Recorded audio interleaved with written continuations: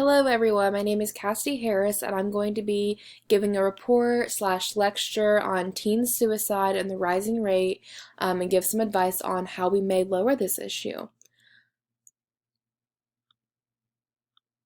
So first off, we need to talk a little bit about what teen suicide is. So with teen suicide, we also see this going along with youth suicide, which is when a person who is generally characterized as someone below the age of 21 deliberately is ending their own life. So the rate of suicide is very high in Western countries. So with this, we see suicide accounting for nearly 5,000 deaths annually, which is very high considering suicide is also accounting for more death than that of car accidents or any other cases of injury. And this is provided from the Department of Disease Control. So with this, we see that this rate is rising. Being one of the leading causes is quite devastating, and we must learn how to get past this and lower this rate. So let's go into cyberbullying because this is one of the major aspects of youth suicide today. With the social media medium, we see cyberbullying. So with the Webster Dictionary definition, we see that cyberbullying is the electronic posting of mean-spirited messages about a person. This is typically a student, and it's often done anonymously. Sorry. So the problem is you can be whoever you want behind the screen. You can be a 20-something-year-old male disguising as a 12-year-old boy to get to the youth and be taking advantage of them in a severe way. And this can lead to the threatening of one's life, the demanding of the youth to scare them in ways that could lead to depression, anxiety, and ultimately suicide. So one specific instance is the Megan Meyer instance. She was a MySpace user back in the earlier 2000s. She had typically depressing aspects on her page, calling herself neglected, etc. She met a young boy. They became friends, and then ultimately the boy turned on her and became quite cruel to her, with her already being mentally unstable and not seeming to be seeking help through anyone because of unforeseen reasons. We see Megan Meyer committing her death. She ended up committing suicide. In the end, the young man ended up being the mask for 3 women who were just trying to get to know Megan better, try to get her opinion on someone, just trying to being sneaky, but this ended in a young woman's death, which is quite scary that you can literally find people being someone who they aren't behind a screen. We see this in Catfish, the TV show. You truly never know who you're talking to when it comes to the social media mediums. And we have to be proactive about this. So what can really be done? We see that parental locks and higher supervision on children's social media accounts being a necessity. So if your child is below the age of 18, not saying that if you exceed 18 then you're not going to be cyberbullied, but younger children typically need to have that supervision in order for parents to proactively make sure that their child is not being threatened in any way through this medium. This also includes age blocks on social media accounts. Again, 18, it's not going to guarantee that you're not going to be cyberbullied, but these age blocks can help a plethora of the youth lower the chances of that bullying, that cyberbullying that we see every day. Censoring is also a big issue. We need to ensure that we have proactive people viewing people's pages to make sure that people aren't attacking each other. We see if someone makes up a lie or a rumor and then people are tweeting them nasty tweets, they're posting on their Facebook wall very threatening messages. This is where we have a problem, and this is where it needs to be stopped. This can lower the depression rate, and we're going to see this lowering the teen suicide rate as well, ultimately. So theatrical content, this is the big one. So Netflix's original series, 13 Reasons Why, is a big controversial issue today. So this series has 2 sides. So the producers intended for the series to be a conversation booster, to get the high school the typical high school of today out in the open. So we see this as the sexual assaults, the cyberbullying, the teen drug use or drinking, the major depression gone too far, and a very, very graphic depiction of suicide. Now, as for entertainment, I can see where people find this entertaining, not the assault, cyberbullying, etc.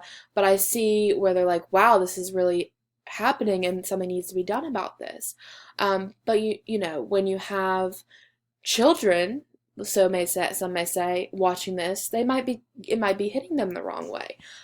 So we see that schools are actually reporting a rise in student self-harm after watching the series. The students are saying, after the series, I've just lost myself, or I just don't feel right. And with this is a problem. And you know, schools are sending home newsletters to parents and guardians to warn them of the harm of the show that it can do for the youth. What originally was made to promote, you know, spark conversations, promote the stop of bullying and its effects, it's doing the opposite. You know, it shows a warning in the beginning of each episode saying, this episode shows graphic sexual assault, this episode shows a graphic depiction of suicide. As once everyone was a 13-year-old, you're not going to start looking at the TV until it starts talking.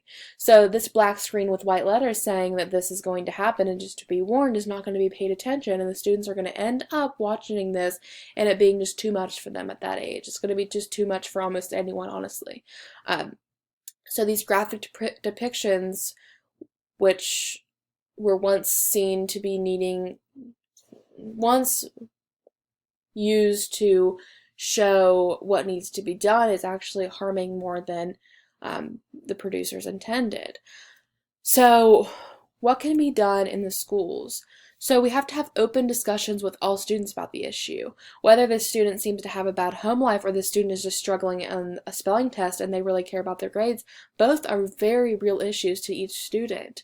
You know, if you ever watch The Breakfast Club, which is, you know, very relevant to me, I guess, you see the nerd, some may call him, as being so upset that he couldn't pass shop. And then you have the princess of the group hating that she's popular. Everyone has their own issues. Everyone needs to seek help if they need help. School is very rough for a lot of children, so students have to know that they all have someone to talk to. Teachers actually also need to be very proactive in making sure students feel safe, make sure they feel okay with themselves. So they need to watch out for suicidal tendencies. These include giving away possessions that the students may have. The student may be talking about guns or violence. The student may be talking about not wanting to be on Earth anymore, or at school anymore, just not seeming like a typical teen that's, you know, happy. This includes depression. Teachers go through workshops that give them warning signs of students who are having mental instability, such as depression, anxiety, etc. Self-harm is also very relevant. Teachers have to be proactive in ensuring that they are watching out for student self-harm.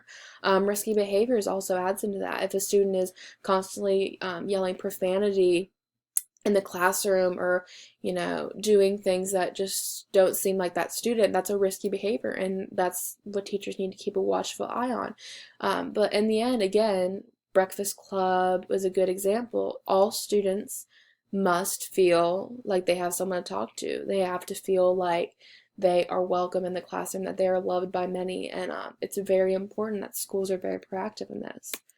So what can be done from the parent aspect? So you have to be able to openly talk to a child about this issue. You cannot rely on a television series to spark this conversation. Parents have to keep a watchful eye on a child's social media accounts.